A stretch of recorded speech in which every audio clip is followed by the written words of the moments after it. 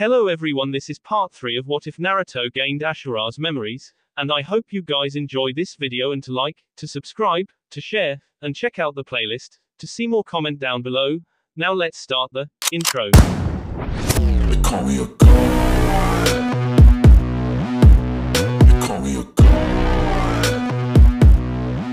They call me a god. Join my membership, the perks are great. It's in the description.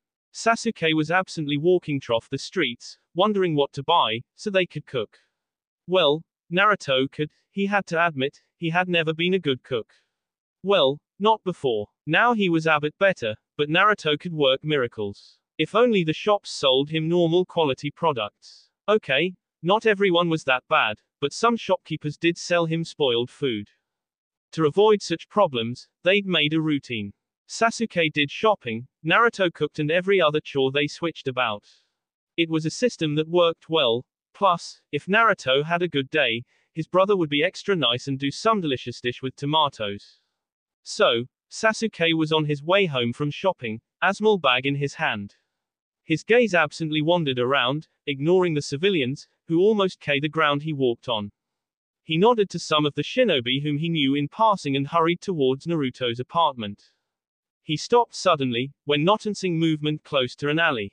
He saw a flash of white again and started walking towards it curiously. When he reached the spot, where he'd seen the flash, he could hear soft whining.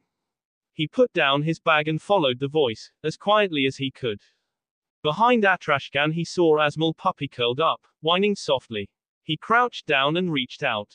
The animal drew back, whining again, and Sasuke stopped. "Shush, I just want to see you," he murmured, trying again. He wished Naruto was here. His Mokuton always did the trick, calming down anything and anyone, human, biju, or animal. He slowly inched closer and picked up the puppy, studying it. He had tiny black eyes, with light brown fur and white underbelly and a bushy tail. And it seemed the poor thing had also hurt a leg. The more he studied the puppy, the more he felt something familiar. Oh yes, the dog. Shiro. He remembered Shiro protecting Ashura, and he had unlocked his Sharingan then. And this puppy looked just like Shiro had, down to the last fluff of fur. He slowly stroked the dog's head, ignoring the filth sticking to his hand in the process. Your name's Ashura, no? How about coming home with me to my brother? The puppy gave a small bark, and Sasuke decided that no matter what Naruto said, the ball of fluff would stay. But, considering how much this puppy looked like the previous Shiro, he had a feeling Naruto wouldn't need much convincing. Satisfied with his findings for the day, Sasuke grabbed the bag from the ground and headed home. He would have to make a small detour for dog food, but he had a feeling the extra time would be worth it. The next morning the boys walked into the training ground with full stomachs. And they were right on time. Sasuke hated being late, and so he dragged his brother out of bed, too. If they relied on Naruto's sense of 5 more minutes, we have time, they would forever be late everywhere. While Naruto used sensory to get about in the apartment, unwilling to open his eyes just yet, Sasuke had used the time to feed Shiro and play with the energetic ball of fur. Shiro knew how to beat, so Kurama should learn from him, Sasuke decided. Naruto's eyes flickered around the empty training ground. Kakashi was not anywhere visible, but, "Come on, Kakashi-san," he called, shifting to look at a particular tree. "We know you're already here. Don't make us wait." A moment later the leaves rustled and their former Anbu guard dropped onto the ground in a crouch. "You're really a special case, Naruto. You know that it was masking my chakra, correct?" Naruto hummed. "Yes, but I'm special, as you said. Due to my abilities, I can hold the furball's chakra, and that, which gets past Oto-san's seal, gets purified, in a way. That chakra enhances my senses. Sight, hearing and smell. Plus, that same chakra provides me a link to him. He can sense the negative energies, and due to the link, I can too," he grinned. "So, you can try to hide all you want, you won't be able to run away." Kakashi grunted. "Good to know. If you impress me and were rarely becoming a team, remind me of the stronger senses. The Hatake clan worked with dog summons for generations too, and we have heightened senses as well. Not as sharp as an Inuzuka's, but close. I can help you train with it." The blonde grinned. "All right. So, what's it you want us to do?" Kakashi took the bell out and showed it to the boys. Get the bell from me. And whichever of you wins gets food and becomes my student, he explained, pointing at Abanto waiting in the base of the tree. The boys' eyes flickered to the bento, but much to Kakashi's surprise, their stomachs remained silent. You ate breakfast, he observed. They nodded and he glared. Shinobi Rule 1. Always follow orders. Sasuke matched his gaze without a flinch. No. Shinobi Rule 1. Look underneath the underneath. Shinobi Rule 2. Always follow orders. Useless those are to hinder your performance or they are to endanger you or your teammates. Kakashi looked at the Uchiha in surprise. Had the kid memorized the rules inside out, or what? Usually, this was something the new genin didn't know and fell for. These two hadn't. They were indeed something else. Perhaps the Hokage had seen it. Had seen that these two could be something that hadn't been seen since Hashirama and Madara. The Shodaime and the Uchiha Patriarch had been the deadliest duo in the village history before Madara defected and the shinobi world hadn't seen such a duo ever since. Well, whoever gets the bell, becomes a genin, he said, letting the small silver trinket jingle softly. Sasuke and Naruto looked at each other, before both of them crossed their arms and shook their heads. We quit, they said in perfect sync. It sent a shiver down Kakashi's spine. Then, their words made sense and his eyes went wide. What? You don't just quit. We do. Naruto pouted. You either take both of us, as your students. Or neither of us. Sasuke finished. We don't leave each other behind.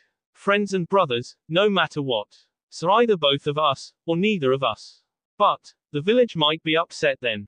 Naruto continued, his eyes narrowing and he started leaking some intent.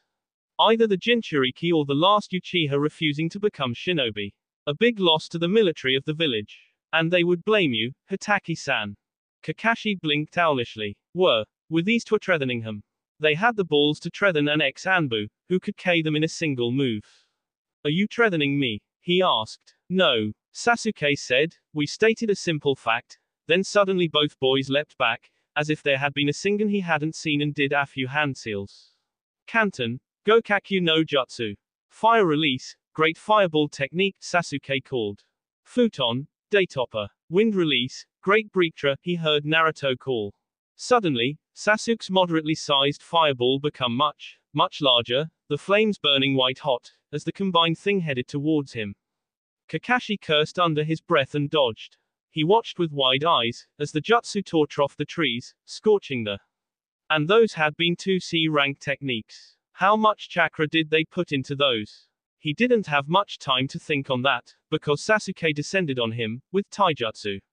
He was good and the fact that the three tomo spun in his eyes meant some advantage to him. Sure, Kakashi knew how the Sharingan worked and he could counter it, but if Naruto did a sneak attack or something of the sort, he might forget himself. No, don't think like that. They're too genin. Kakashi dodged Sasuke's next attack and kicked the Uchiha backwards. Sasuke cursed, but kept a cool head. Even before Kakashi could think about riling him up, Naruto came at him.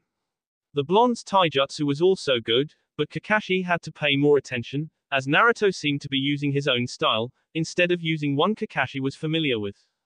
Kakashi tried sweeping Naruto's feet from below him, but the blonde jumped over his leg and instead aimed a punch at him with his right hand. Kakashi raised his left and caught it and grunted at the force of the blow, it even sent him skidding back a few inches. Did Naruto use chakra to enhance his blows? He sensed the danger, rather than saw it.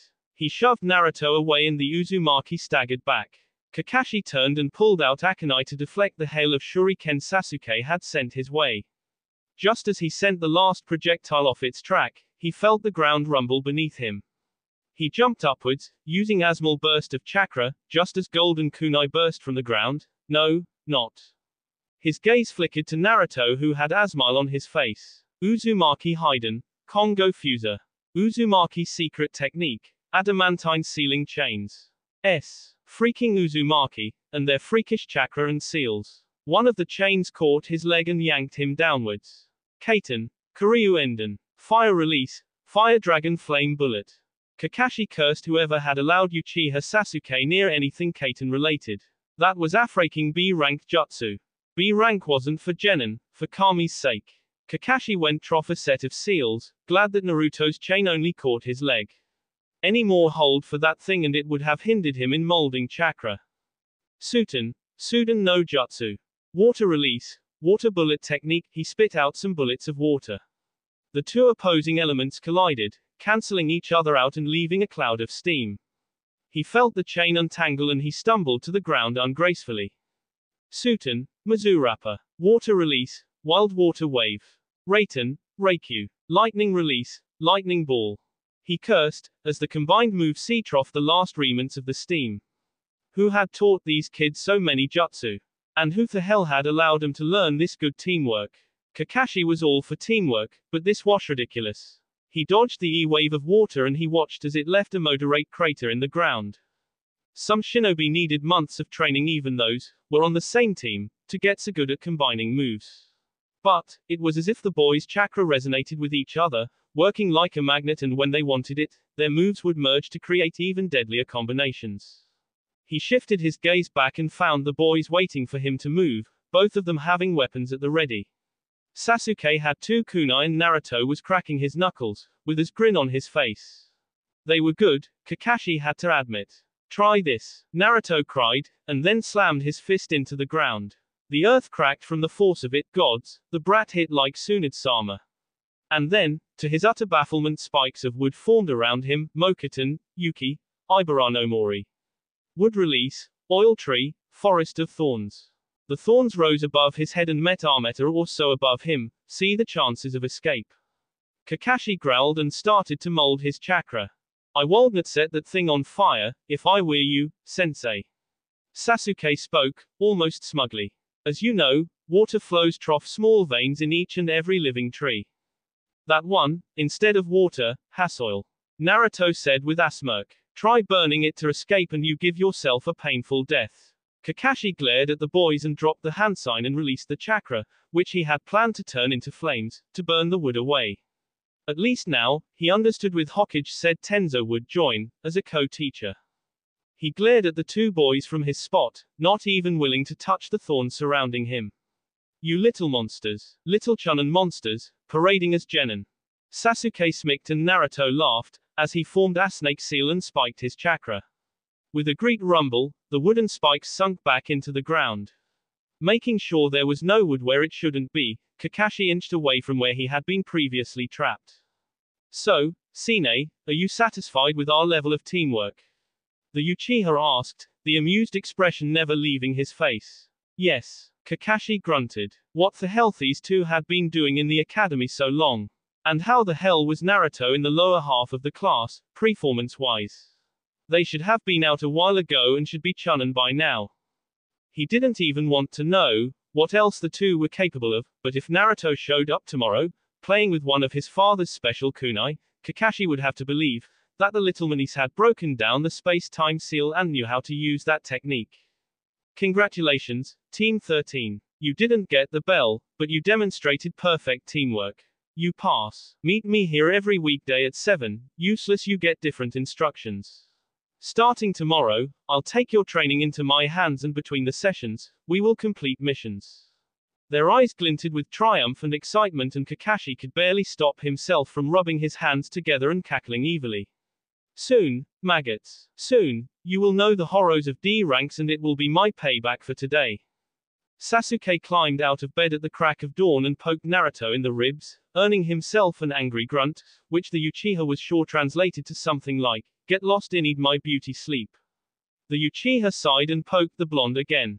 Out of the bed with you, Ototo. We have training to get trough. An's not starring till scene, the blonde muttered out, this time in a more comprehensive manner, but only slightly. Sasuke rolled his eyes. Kakashi has no idea who we are. Or were. Whichever, cause it's hard to make the difference between past and present idini, nowadays. Wah. Doos tar, have to do with anything. He shivered in bed and buried himself deeper in blankets. What does that have to do with anything? Sasuke demanded, annoyed at his brother's blatant ignorance of their situation. Breath. Calm down, he told himself. It's too early in the morning to burn down anything. It means we have a few hundreds of years of mess to clean up. It means there's amendment to stop, from succeeding with the Shinju's revival. And, Kami forbid, if the bastard succeeds, we will have to fight her. So I think we need training, because neither of us are on such level. You can't use Varuna, because you only have Kurama here, but you can't even form Susanju and it and hope to even summon a skeletal Susanoo, much less the full-body version. In short, we are like babies against her, and Oto-sama and Hamura Oji-sama are not here, nor will they be here, to deal with her. Naruto huffed and sat up. So much for sleep. But then again, shinobi sleep in the graves, huh? Wait no, that don't work for us, either. He glared at the Uchiha. Sasuke shrugged. If we let her win, you won't have to be worried about another possible reincarnation, because there will not be even a world for us to reincarnate into, and you know it.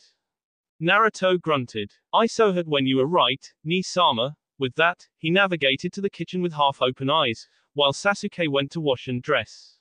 When Kakashi arrived at their newly claimed training ground, his two students were already there. And they weren't just there, they were already fighting. They were a fast for newly graduated genin, and he could see, as they strategized, trying to outmaneuver the other.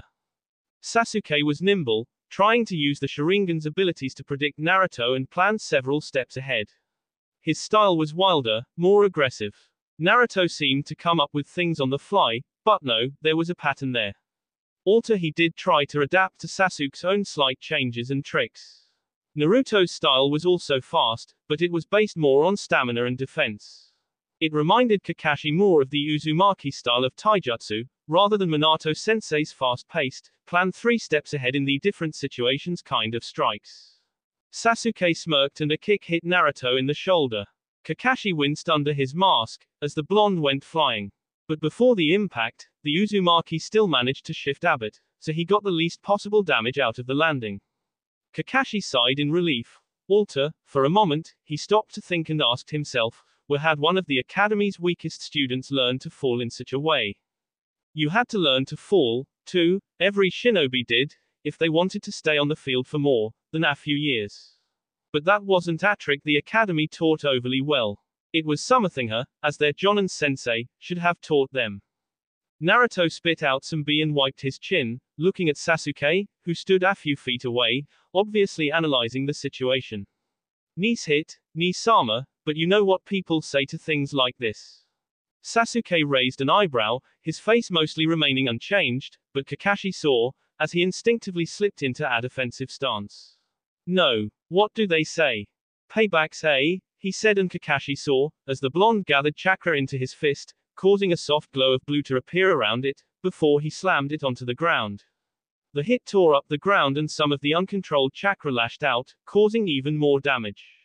Sasuke went flying and Kakashi cursed, as he too, channeled chakra into his souls and leapt back. So Naruto did truly study Tsunade-sama's fighting style, and he was trying to imitate it. Imitate the Shodai and Tsunade-sama, to be precise, as he had heard, that the Sannin had changed her grandfather's fighting style, to fit her better. And he was getting with it somewhere, but it was not perfect. Naruto's chakra control wasn't as good, as he would need it to be. Note to self, get the advanced chakra control exercises from the Anbu medics. Rakan owes me one anyway. Sasuke cursed and Kakashi moved. A quick shunshin later, he was there to catch his student, but the force of the impact sent both of them tumbling onto the ground. Kakashi groaned, as he sat up. Sasuke was sprawled next to him. Are you alright, Sasuke? He asked, concern sneaking into his voice. The Uchiha huffed and slowly sat up. Yes, he groaned. Gods, Naruto needs more chakra control. Kakashi was about to voice his agreement, when he noticed how Sasuke looked.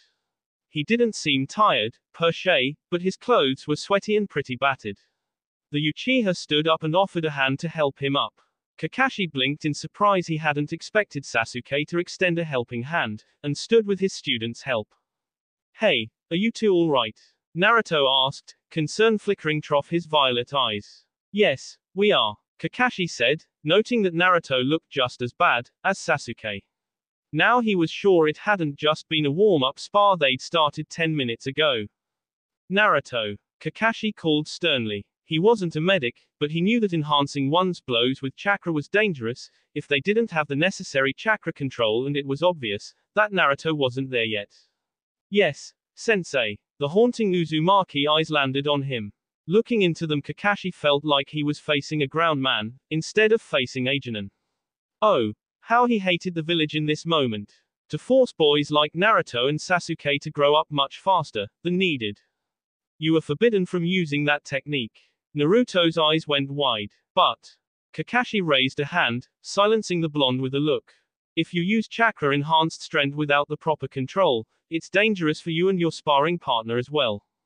It's commendable that you are trying to honor your Senju heritage by picking up Hashirama-sama's style. Here, the boys looked at each other, Sasuke even snorting a bit, and Kakashi had a feeling the two were laughing at him in the privacy of their minds, but it's more harm than good, without proper chakra control.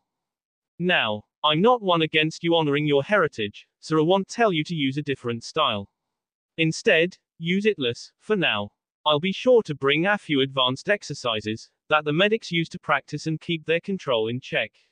If you master those, your control should be good enough, despite your ridiculously large reserves, to use blows like the last one. Naruto grinned and nodded. I like the idea. Kakashi hummed, satisfied that the blonde was willing to listen. He was much more calmer than Kakashi thought he'd be. He was a happy spirit, filled with optimism, like his mother, but calm and calculating when need be, just like his father. In short, a kind of person whom was a joy to teach, even if he needed a bit more time. His eye trailed over both of them and he gave Sasuke a sharp look, knowing that Naruto would just brush his questions off. How long have you been here, before I arrived? Sasuke shared a quick look with the Senju Uzumaki, before giving a small shrug. We started an hour ago. Kakashi almost doubled over. If they'd been here at 6, they had to wake up at about 5. Kakashi shivered. He hated waking up so early. Of course, there were times when he woke at such time and there were times when he was already working, when the clock hit 5, but that was the life of an Anbu. Waking up early was the only thing Kakashi had hated about being an Anbu. To think genin would sleep, children loved sleeping, from what he knew, for extra training, was a new concept. Why would they do it? He glanced at both. Why would you be so determined to train? The boys shared another look and Kakashi had a feeling that they had an entire conversation with that look. An entire conversation, which he wasn't privy to. He had yet to meet genin, children, who were this close to one another. Being a shinobi is our responsibility, Naruto said, his voice serious. A responsibility that cannot be taken lightly. And we need to be skilled, Sasuke continued, powerful and responsible too, if we want our dreams to come true. Kakashi stood there, gazing at the boys, needing a moment to process what he'd heard.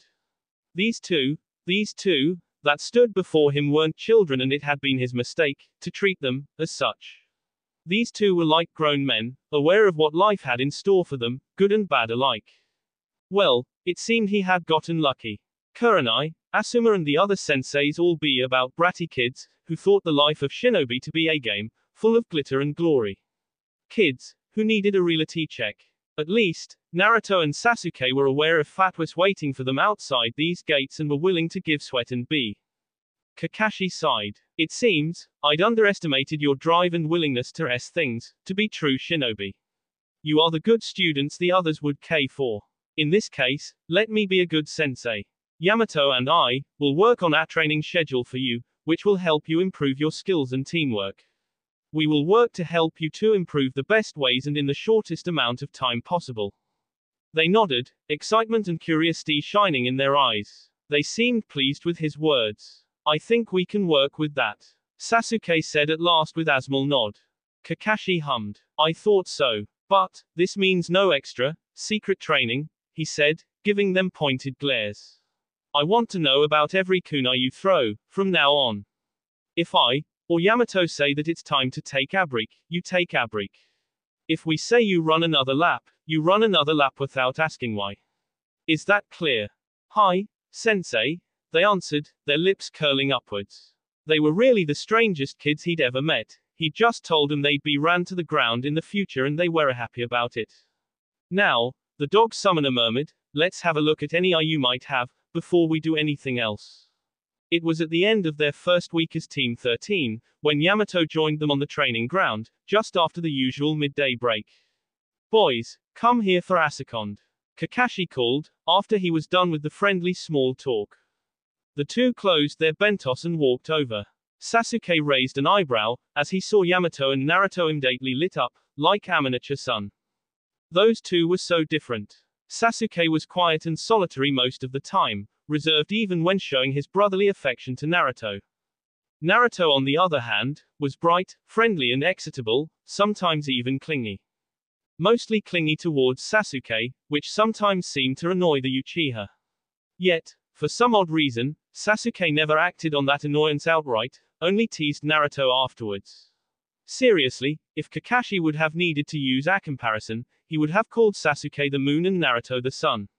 Always together, unable to exist without the other, creating a harmony trough the polar opposition. An odd pair, yes, but he could not see them any other way, just side by side. Boys, this is Tora. Sasuke nodded in greeting, a small grin on his face. Pleased to meet you. Tora-san. Naruto shouted, hurrying over to hug Yamato. Yamato blinked in shock, looking down at Naruto, then back at him. Kakashi chuckled. He did the same to me, he admitted quietly. Yamato smiled and patted Naruto on the head, obviously unsure how to deal with the excitable blonde. After a minute, Naruto released Yamato and took a few steps back to stand next to Sasuke. Hell, now that Kakashi looked at him, rarely looked with the previous comparison in mind, even their colors were opposites. Naruto's golden blonde hair was like the sun and his bright violet eyes, with shades of blue, if the light was just right, like the early morning sky, while Sasuke's dark colors reminded Kakashi of various parts of the night. Yamato smiled. So you remember me. Sasuke gave a small hum. Naruto's even better at sensory than I am, but you have a memorable signature, you know. I only feel that from Naruto. Yamato nodded in understanding. Hokage-sama told me and no Naruto-kun, I'm not a senju, unlike you. How I've come to have the Mokuton has Astery. Astery for another time, if you don't mind. The boys shared a look and then nodded. We won't judge, if you decide to share. Sasuke muttered, we all have demons to deal with and regrets to live with. Things we wish hadn't happened, yet cannot be changed. Things we wish could come undone, yet it will never be. Naruto said, as the boys' gazes met for a second. So, we just live with what we have, trying to make the best out of it. Not for the first time since the boys had become his students, Kakashi had a feeling, Thathir was more behind those words, than the story of survivor and an ostracized Jinchuriki. As he shared a look with Yamato, Kakashi couldn't help but ponder what that story might be. Sasuke crouched on the branch, his Sharingan burning, as he waited for their target to arrive. This is Inu here. The voice came off the walkie-talkie. Are you in position?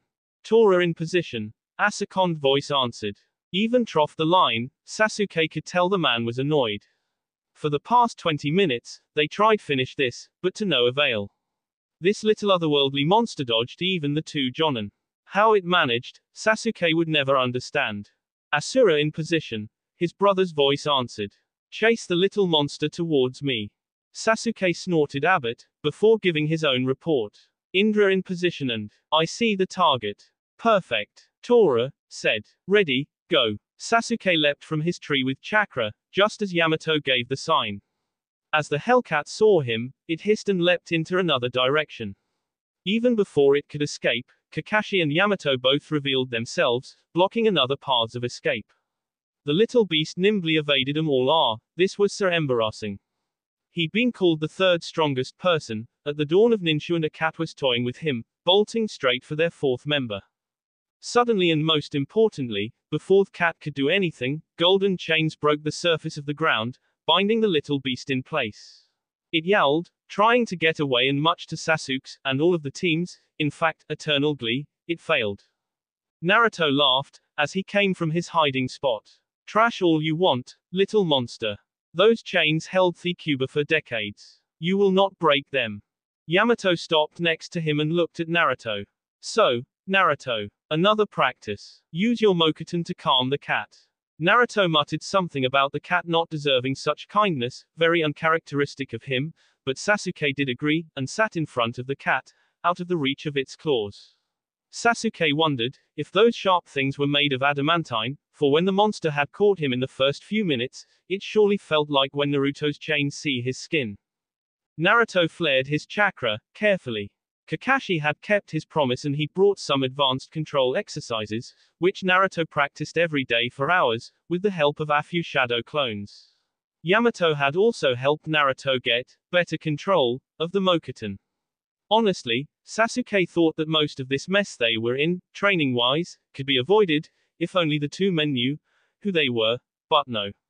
They would be called mad or who knows what else. When the cat finally calmed down, Naruto grinned. Team 13 stood in the Hokage's office, having just reported the success of the Capture Tora mission and giving the poor cat back to its owner. Naruto, being Naruto, had taken pity on the hellish feline and instead of letting the fire daimyo's wife walk out, he stopped the woman and explained to her how she should handle the cat. The daimyo's wife smiled brightly at the blonde, as she saw her precious Tora calm down and purring in her arms. Tell me your name, son, the woman smiled. I would definitely have a word with your parents, over how a wonderful child they have. Naruto smiled sadly. The name's Senju Uzumaki Naruto, ma'am. My parents were Uzumaki Kushina and Senju Namikaze Minato, but as you know, they are dead. The woman seemed taken aback. Oh, my. Of course I know what happened. I'm sorry for bringing it up. And, I didn't know the Yondaime had been a Senju. Naruto shook his head. He hadn't known either, from my understanding. And you couldn't have known, who it was, so no harm done. The woman brought Naruto into an unexpected hug. A minute later she pulled away. Well, you did me a great favor with Tora-chan and we owe a lot to your parents. If not for them, Konoha wouldn't be. Such things are not forgotten in the capital either. Shall you need assistance with something, have the Hokage write me, Naruto-kun. Naruto gave the woman a charming smile, as she placed the mission payment right into his hands. He bowed to her. Arigato, Madam Shijimi. As the happy woman left, everyone stared wide-eyed at the blonde. Naruto looked confused at all the disbelieving stares the Hokage, his senseis and the other workers were giving him. What? Sasuke snorted and then actually burst into laughter, surprising many. Not a venue can bet that Deans, Ototo. Naruto scowled and glared. You're being mean again, Nisama, and I didn't even know what's your problem. Sasuke shook his head, regaining his composure, but amusement shone in his charcoal eyes. Naive Ototo. Grow up, Abbot, if you ever want to walk in Senju footsteps, ne. That was the daimyo's wife and she just gave you a free favor. Guessing by it, that favor goes not only to her, but to the daimyo himself. Naruto looked sheepish, as he scratched the back of his neck, reminding many of the older shinobi present of the Yondaime. Ah, oopsie. Sasuke groaned. How? He groaned in exasperation again, looking at the ceiling. How in the name of the Rikado can you be me brother? A female Anbu squealed. Naruto-kun is a naive kawaii cinnamon roll, from the shadows, earning herself a Sharingan glare, from the present Uchiha. Many present wondered what had become of the world, if a Senju Uzumaki and an Uchiha openly called one another brothers, the younger even being formal, where all the village could hear. Kakashi turned away, looking at the Hokage, trying to be the saving grace of the team. Excuse their antics, Hokage-sama. I would be requesting a higher-ranked mission, as I believe they are both ready. The Hokage seemed thoughtful for a moment, before nodding. I believe you, Kakashi. Call the client, the elderly leader said, raising his voice. 2 minutes later an elderly man walked in with short gray hair, wearing glasses. He wore a sleeveless V-neck shirt with an obi, pants and a pair of sandals. He also had a pointed hat and a white towel around his neck. There was a liquor bottle in his hand. Naruto wrinkled his nose at the penetrating smell of sake coming from the man. I'm Tazuna, the master bridge builder from the land of waves. Where are the ninja I've hired? These shinobi will escort you home, Tazuna-san, the Hokage said, pointing at Team 13. Tazun seemed pleased for a second, but then his dark eyes landed on Naruto and Sasuke. Children will be protecting me. That blonde midget. Children, who are capable of femaiming you. Sasuke growled, his eyes flashing with the Sharingan in a silent truth. Say a bad word about my brother, drunk, and you will regret it. Now, Sasuke. No threatening the client, please. Yamato said, putting a hand on the Uchiha's tense shoulder. Said Uchiha just scowled, as Kakashi gave them the orders to be ready tomorrow morning. Sasuke's eyes wandered around the surroundings, searching for any sign of bandits. Just before they'd left the village, Naruto told him that he had a bad feeling about this mission. He had felt Tazuna's unstable emotions the day before, however he couldn't tell if they were because of the man being drunk or because he was trying to hide something. So, now both of them were tense, expecting the unexpected, as a shinobi should. They just barely crossed the tree line, when Naruto signed him. It wasn't Anbu's sign language, that their teachers could read. Instead, it was the old, childish sing language from their first life. Bore. Naruto signed, eyes flickering to the side. Sasuke understood. After Shiro's dia, and the activation of his Sharingan, Bore was their synonym for danger. Sasuke's own eyes wandered about and he soon spotted the puddle by the side of the road. He sensed the chakra pulled there, illusion. Still, he walked past, pretending to have not noticed it. There were two ninja hiding under the illusion and their chakra levels were just a bit higher than his. They just barely passed the puddle, when the genjutsu dispersed and the enemy jumped out. Chains rattled and they sent the heavy metal flying towards Kakashi. The two genin didn't move. Kakashi was gone in a well-timed kawarimi. One down, the shorter of the two masked shinobi declared. Well, to be precise, those weren't masks they wore, but rebreathers. They wore kiri headbands. One of the claws were detached and the second, who still had it on his hand, sent it flying with Iank. Yamato was gone too, but Sasuke wasn't too worried. Two down, the second declared smugly. Naruto raised his hand in Aram seal and chakra chains formed around Tazuna, enclosing the bridge builder in a protective bubble of gold and blue. Not having to worry about a stray weapon hitting the civilian, Sasuke grabbed Akanai and charged it with lightning chakra. As the two assaulted them, Sasuke dodged the first strike, using the kunai to snap the chain connecting the two enemy shinobi. As he hurriedly turned, he saw that Naruto had already engaged the other in a feast clash of taijutsu. You're mine, Sasuke said, Sharingan already burning, as he attacked the taller man. The weapon hit, right into the Kiri-nin's shoulder. B splashed forth and the dark eyes narrowed, as B stained the already dark clothing even darker. Ni-san. Someone called, but Sasuke froze, as some of the enemy's B landed on his hands. And, as the three tomo in his eyes spun, for a moment, Sasuke was elsewhere, feinting a different battle. The terrain around them was nothing but charred ruins by now. All traces of life had long disappeared. The animals had fled during the first few clashes and the more jutsu they aimed at one another, the more they damaged the surrounding flora. Not that Indra cared too much for the flora and fauna of the place. He snarled, as he saw Ashura stand up. The Bichus's chakra had faded a while ago, only leaving a small shimmer of gold around the younger's body. Indra himself was getting more and more tired. The fight had been going on for hours and Ashura was still clinging to power, still clinging to consciousness well enough to fend off the strikes meant to K. Time to finish this, he growled, tightening his hold on his katana, as he leapt forwards. Ashura met him and matched him strike for strike. In fact, he was slowly getting the upper hand, as his strikes had more strength behind them. Metal scraped on metal, as he yanked his blade away, instinctively channeling lightning chakra through it. Asura's own weapon glowed green with wind chakra and as the weapons met, he felt more and more resistance. He looked down and saw, that with the last ounce of his strength, wide-eyed, he staggered back from Naruto. No. He rasped, barely able to breath, I hadn't. I didn't, we promised, he choked, shaking. Sasuke, look at me.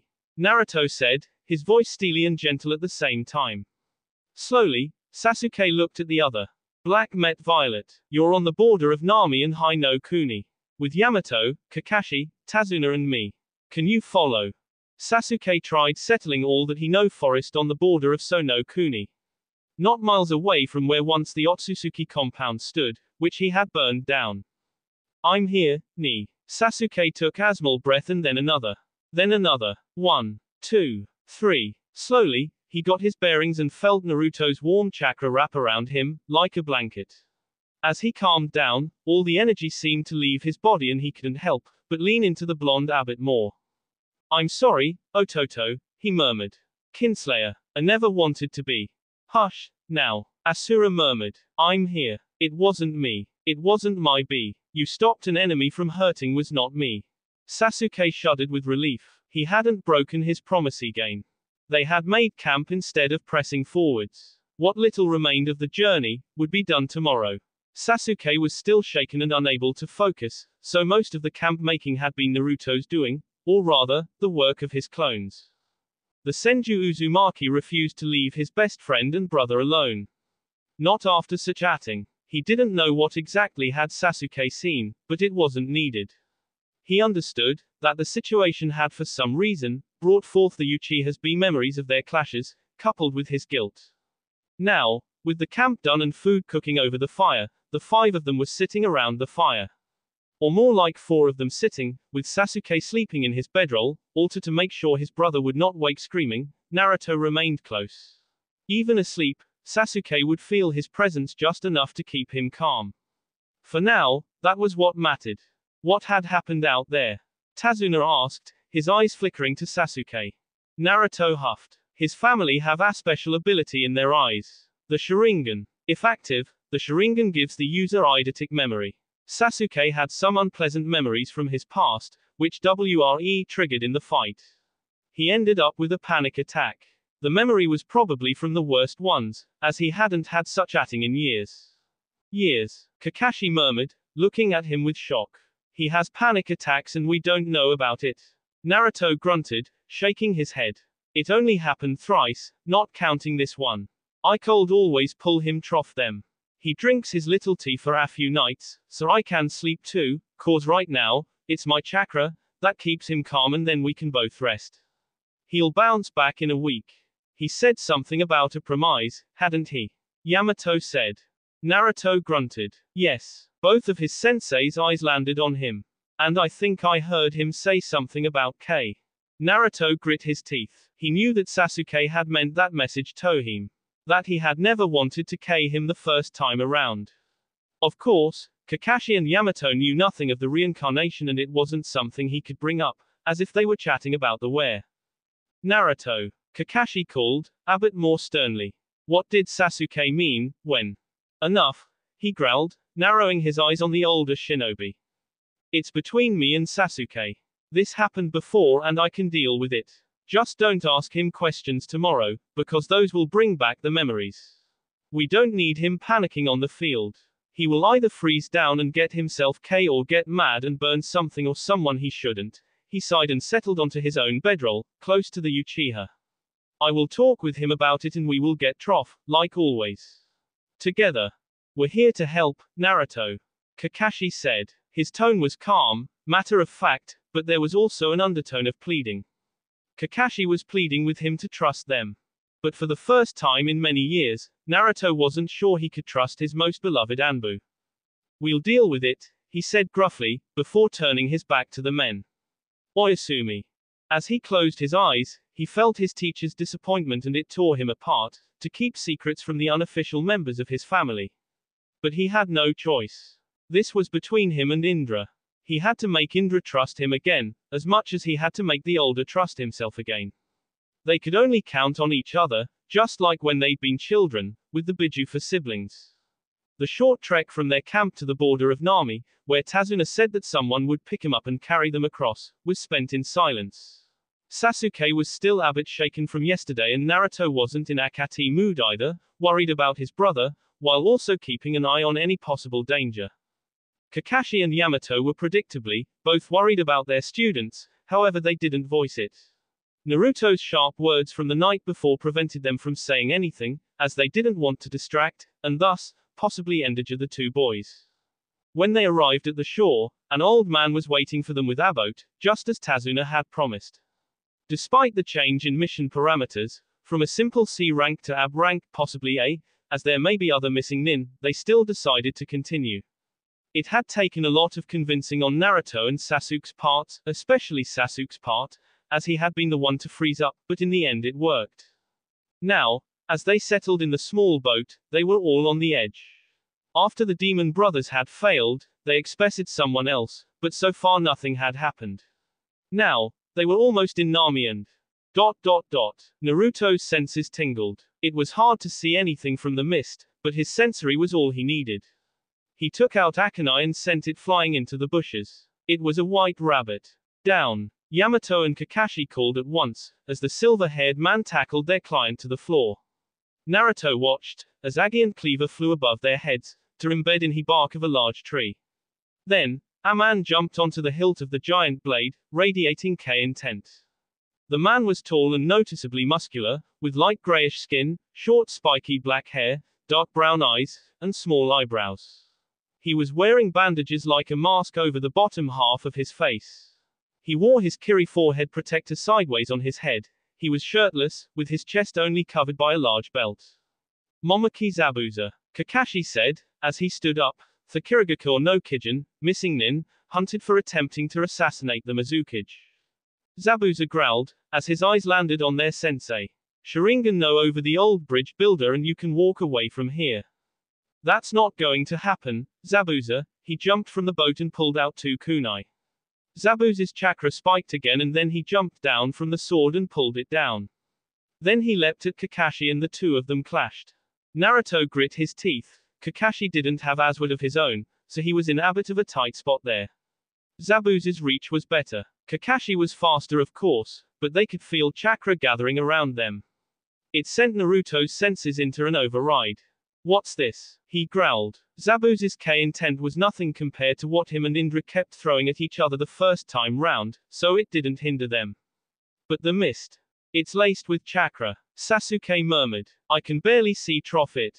Momoki is one of Thekiri no Shinobugatana Shichinshu. He's a master of the silent K. He uses the chakra-laced mist to hide and confuse his enemies.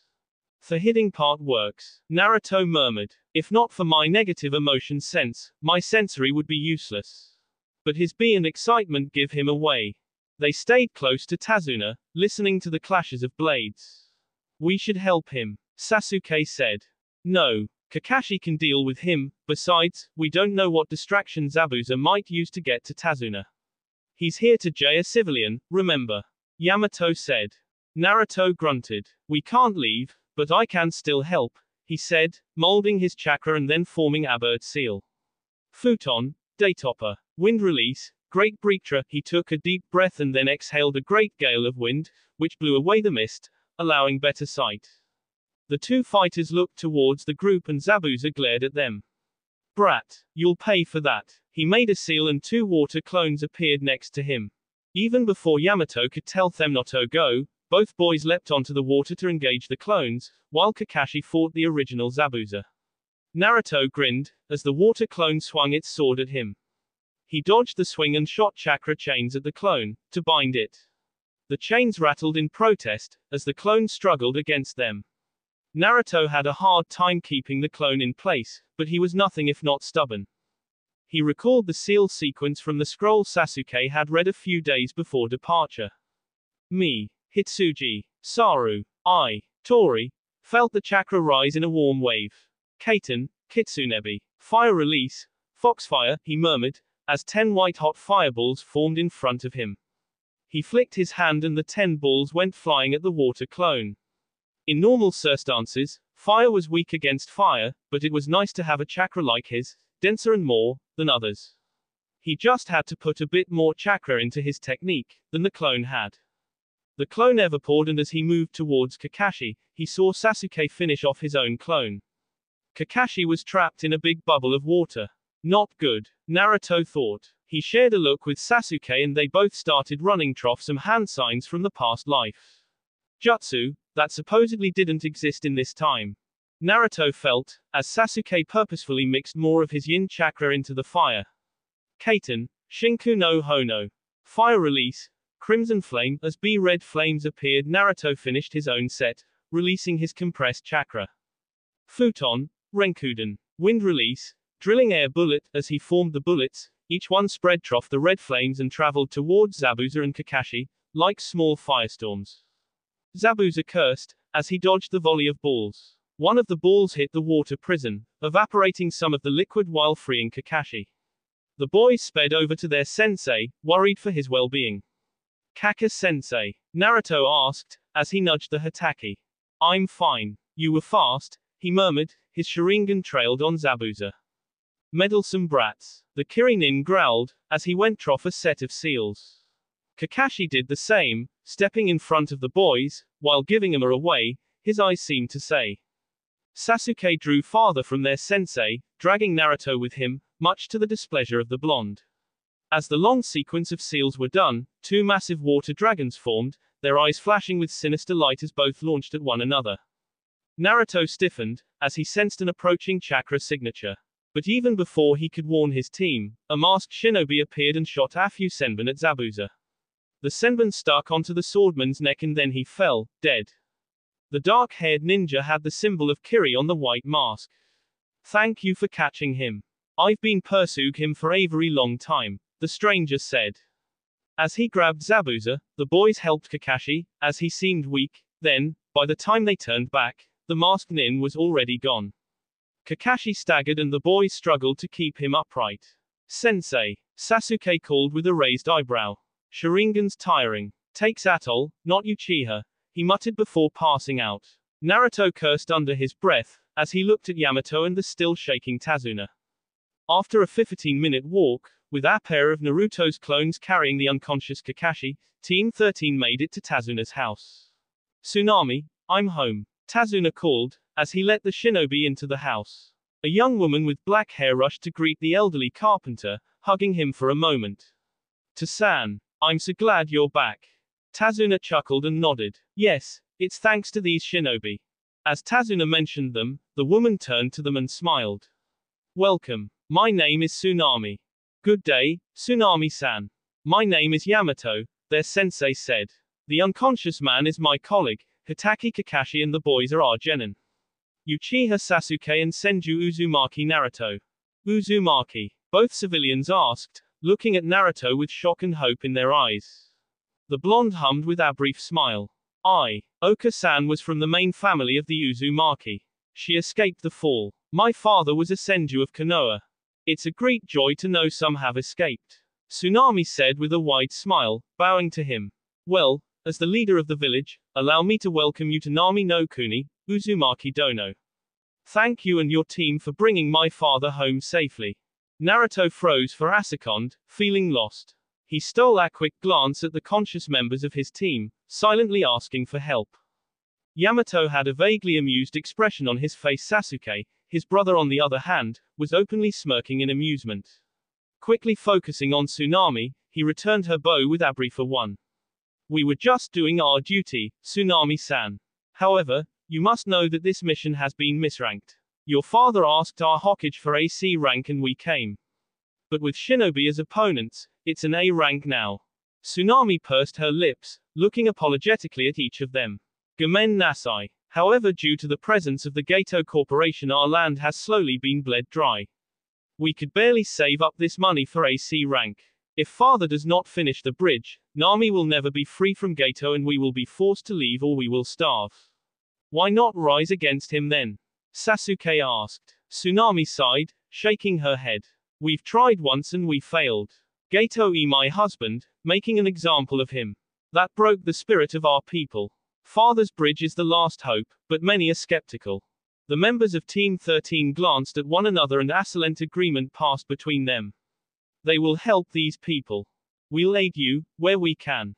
Sasuke said quietly. For now, however, our sensei would need a place to rest. Naruto said, pointing at the still motionless Kakashi. Tsunami's eyes flashed with worry and she nodded, steering them towards Asmal's room. The same night the team, minus Kakashi, were having a meal with father and daughter as Tsunami's son had refused to show himself. Naruto helped Tsunami with cooking, even sharing some of the supplies they'd brought along from Konoha. Zabuza is not dead. Hunter Nin are supposed to kill the shinobi they pursued. This masked individual took Zabuza's body, instead of dealing with it on the spot. Yamato said after a long stretch of silence between two bites. The two boys froze, whirling about the information in their minds. It's hard to kill with senbon. Sasuke said slowly, earning an approving nod from Yamato. But it can render people unconscious. Naruto said, like a cop to the neck. Yamato hummed, pleased. These two were something else, to catch on so fast, without any aid. Yes. However, his body had been paralyzed. He needs time to recover from that. Kakashi will also need time, but the recovery from both conditions is about the same time. Kakashi should be mostly fine by the time Zabuza makes a comeback. How long will it take? Sasuke asked curiously. If the medical scroll I've read was accurate, Naruto murmured, a thoughtful expression on his face, it will be about a week. Indeed, Naruto. Yamato said, in the meanwhile, we'll guard Tazuna-san, while he works on the bridge and we might as well try to get some training done as well. One of us will stay with Kakashi and the family, until he wakes, the other two escorts Tazuna. We will be switching, from day to day. Understood sensei, the genin murmured, turning back to their food. It was Sasuke's turn to guard the house, when Kakashi woke up. Well, they'd made the agreement the day before and he had volunteered to stay behind. He knew that Yamato and Naruto could handle themselves. Morning Sleeping Beauty, the Uchiha greeted, leaning against the room's wall, fiddling with his clothes, as he watched his sensei stir. Sasuke. Kakashi rasped, what happened? Sasuke gracefully stepped away from his spot and walked over to the small nightstand in the room, which had a cup. He grabbed it and reheated it with some Kaiten chakra, offering it to Kakashi. Drink. Naruto made this from some herbs. Good for pain and exhaustion. Kakashi blinked and took a sip of the tea. Sasuke still couldn't for the dear life of him understand how cold the man drink and eat with that goddamn mask in place. It wasn't Agenjutsu, otherwise his Sharingan would have detected it. So. How? His eye crinkled into an upside-down U. This is very good. How does Naruto do it? Sasuke shrugged. It's an old resheep, that's all I know. Old being an understatement. He still remembered his time as Indra, when their father made them drink this tea as children, if they exhausted themselves more than necessary. Most often it happened, when he was younger and unmindful in training or when Ashura kept running around the forest for too long. Every time that happened, Ashura walked out of his room half awake, looking like a dead risen from the grave, rather than an actual, functioning human being. He'd never learned how to do the tea, because Ashura had, as herbs were one of the few things that entertained him from a young age. Shame. Maybe he will tell how to make it. Or we can save you some of the herbs we have in Konoha. Sasuke said. We have this mix dried and ready. Remind me of it and I'll give you some. If you drink it in a bigger dose than this, it also works as a sedative. Kakashi nodded and took another sip, obviously enjoying the drink. Not that Sasuke had anything against tea, in fact, he loved tea. Especially his brother's specially made herbal teas. Oh. I forgot. Zabuza is not dead. Sasuke finished calmly. We know. Naruto and Yamato are out guarding Tazuna. I stayed in case you woke up and to make sure the family are safe. Does Yamato have a plan? Kakashi murmured. Sasuke glanced out into the forest, trough the small window the room had. Well, the plan came this morning. Take out Gato before Zabuza returns and then perhaps convince Zabuza to leave, with his meal ticket gone. Gato surely has some money here, taken from the people. Give some to Zabuza and he will be gone. Take the mission pay for Konoha and the rest can go back to the people, to restart their economy. The Jonin blinked owlishly for a second, his mind still sluggish from exhaustion. Good plan, I guess. If he gets his money, I'm sure we can convince Zabuza to leave. The team were once more having a meal with the family, discussing the last touches of their plan before setting out in a few hours, a plan that may just restore Nami's peace and order, as it should be. That is, until the discussion and the quiet meal were disturbed by the loud scraping of wood on wood. Tsunami's son, Inari, had an angry expression on his face, glaring at the shinobi gathered. Why are you even trying? You'll just fail anyway. Heroes don't exist and Gato is too strong for you. He will win anyway, it will get even worse for us and you will just die. The child growled. Inari. Tsunami scolded, her tone horror-filled. It was easy to discern that she'd never heard such words from her son before. Shut it, whelp. Sasuke snarled unexpectedly, his eyes glinting sharply, as his Sharingan spun. You think we don't know the danger? We do. The reason we go. Because what is going on here Isenjustice and injustice has no place in the world. As for D, he snorted. No, we won't D from the hands of a coward, like Gato. He's a mealsy civilian and who dwell in the shadows, who do what others have no guts to, or not strong enough to do. And if you think you were the only one to suffer, you are sorely mistaken. We all have our own demons. Some of us are heroes, literal heroes, keeping entire villages in one piece, just by living and breathing, and we get no recognition for it. In fact, we get hated for saving the village. Some of us saved lives and we got ridicule and pity for it. Some of us were trusted with the world and ruined that world. Instead of building and protecting and then were trying to rebuild from the ruins, we left. People, who we loved and trusted, have betrayed us and our loved ones. He took a breath. Here, he stole a meaningful glance at Naruto. Ruins and be and suffering, that is what life is. He stood up, glaring down at Inari, who shrunk under his gaze. But you stand up, apologize and go on and try to clean the mess you've left. Because if you sit here, crying and wallowing in self-pity, you are no better than the people who have ruined what you held dear. He stopped for a bit and continued in a softer, lower tone, but if possible, his voice sounded 10 times as sinister as before. And if you turn to anger and hate, you will just help ruin the world faster, and before you notice, the hate ruins you beyond saving, and even the people who loved you will turn their backs, because you did not listen when they asked you to reconsider. To return to them and forgive. He strode out, leaving wide-eyed, gaping people behind. Gods. That was the longest time ever they had heard Sasuke speak. Naruto was the first one to snap out of his shock, after making sense of all that has been said. He jumped up and leapt after the Uchiha, a touch of panic in his tone, as he called after him. Ni-sama.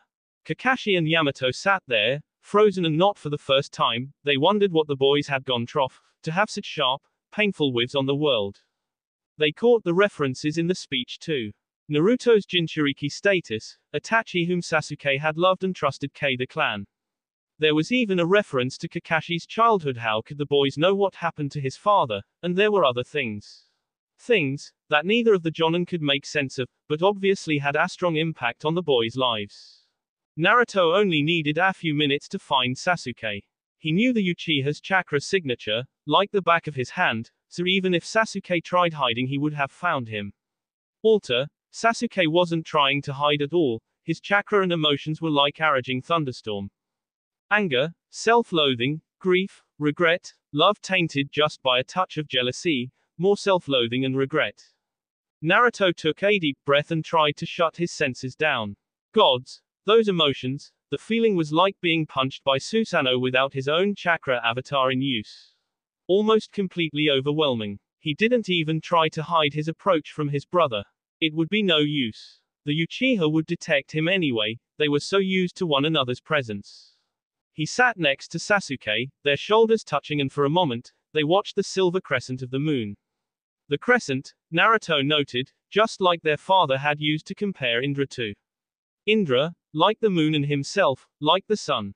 Different, but similar, never without one another.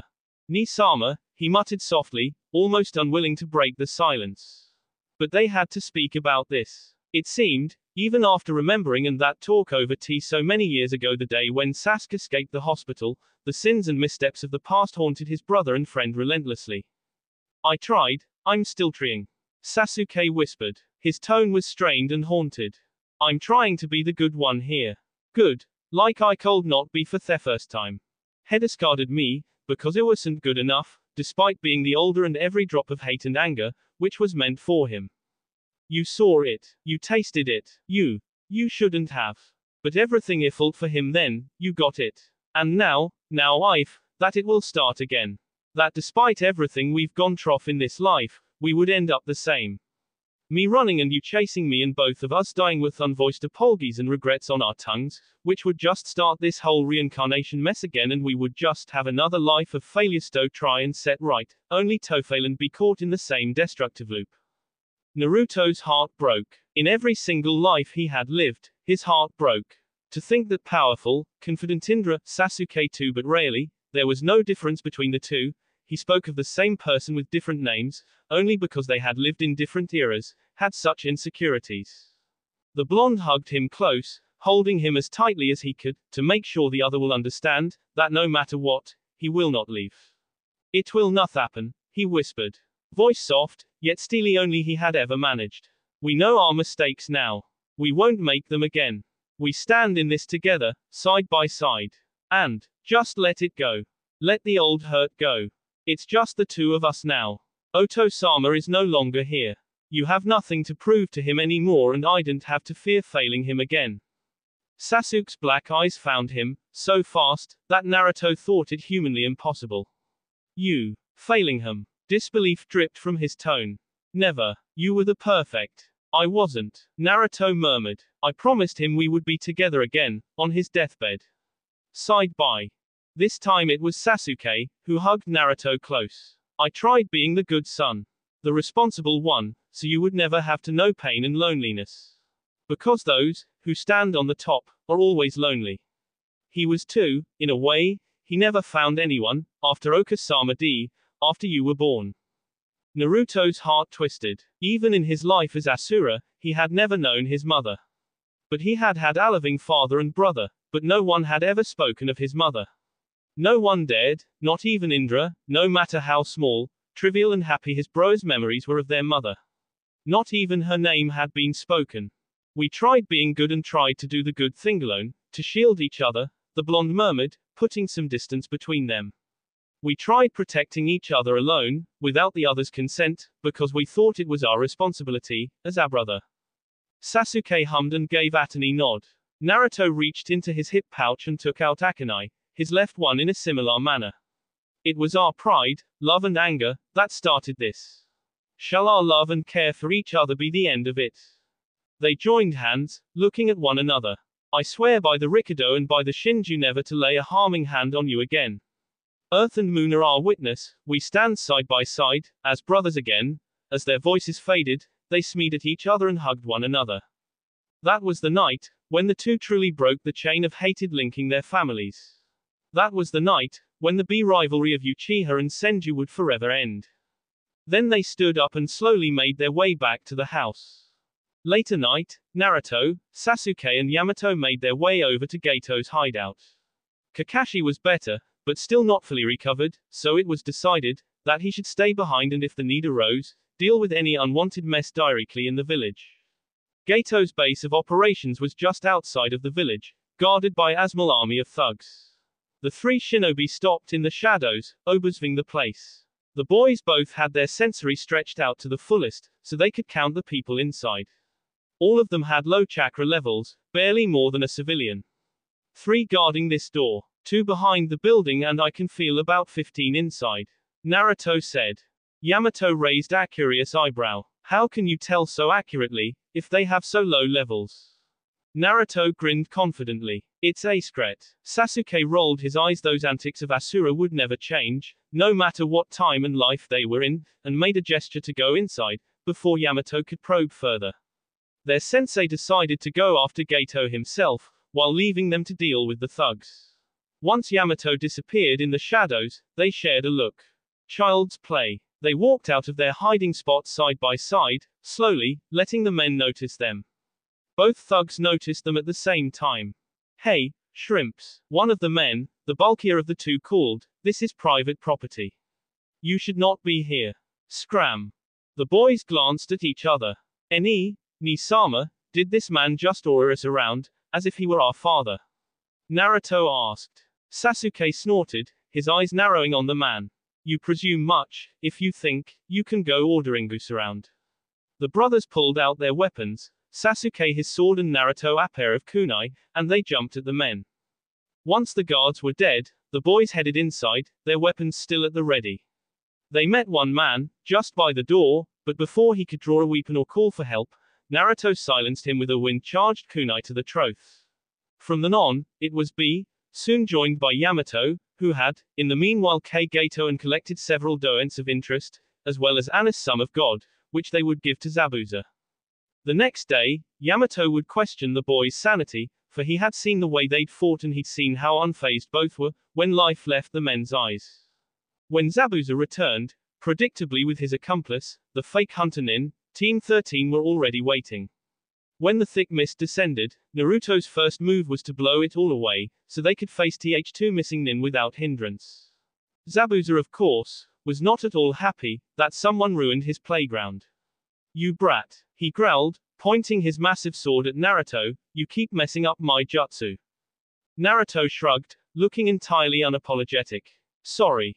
Zabuza growled, stalking closer, But before he made it even halfway, Kakashi and Yamato both leapt between the Kiri shinobi and their students. Your contract is off, Momoki, Kakashi said calmly. Zabuza growled lowly, surprise flickering off his face. What are you crowing about, Hitaki? We K Gato. Yamato clarified, his hold on Nami is no more, therefore your contract is void. Understanding dawned on the swordman's face, but before he could say anything, or physically lash out and lament the lack of income, Yamato tossed Asmal bag to him, which Zabuza caught instinctively. Wah, that's the money Gato promised you, Alter, mind me, he had no intention of paying you. I've seen his files, Yamato said. The people of Nami have gotten their money back, which Gato has stolen, and they agreed to pay you the sum Gato promised, if you leave them in peace. Don't K Tazuna, or anyone, really, and you even get your money. For a tense moment, Zabuza eyed them, and all four of the Konoha shinobi were ready to leap into action, if it was needed. However, after the moment passed, the demon of the hidden mist lowered his blade. I shall leave the man be, then. They all breathed a sigh of relief. Soon, they could go home. That will be all for this video. Be sure to like, subscribe, share, and comment down below for more videos. Goodbye.